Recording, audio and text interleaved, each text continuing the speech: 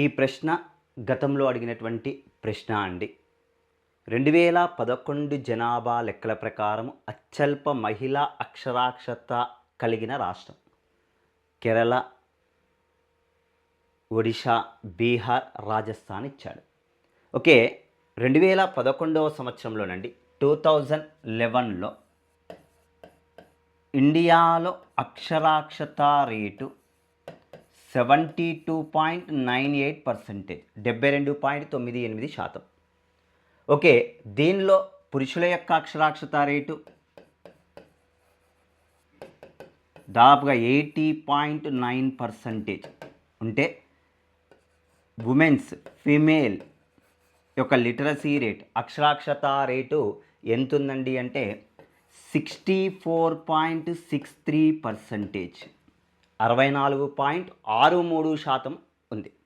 మరే ఇందులో వీడు అడిగినటువంటి ప్రశ్న ఏందండి, ఉమెన్స్ గురించి అడిగాడు. లోయెస్ట్ ఫీమేల్ లిటరసీ రేట్ అడిగాడు. మహిళా అక్షరాస్యత రేటు అత్యల్పంగా ఉన్నది అని ఇచ్చాడు.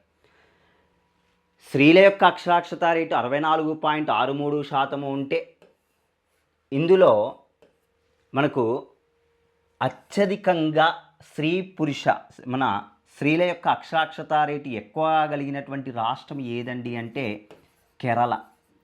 కేరళలో దాదాపుగా 92%కి పైగా ఉందండి ఉమెన్స్లో.